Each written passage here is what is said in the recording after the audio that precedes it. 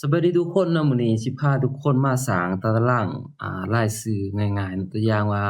ในโรงเรียนเรามีนักเรียนอยู่สมมุติเนาะอันนี้สมมุติ5คนเนาะแล้วก็วิชาซอบเซงมีมีภาษาลาวอังกฤษภูมิศาสตร์ประวัติศาสตร์เนาะมีอยู่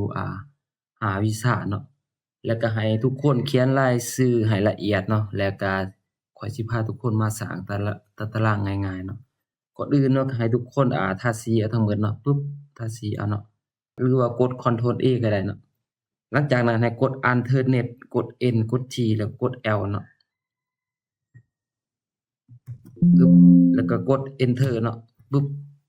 จากนั้นแล้วมันก็จะได้เป็นตารางเนาะหลังจากนั้นเราก็มายับชื่อเนาะเนาะ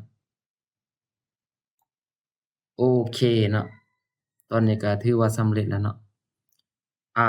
เดี๋ยวจะกลับคืนก่อนนะเราเฮ็ดใหม่อีกอันหนึ่งเนาะ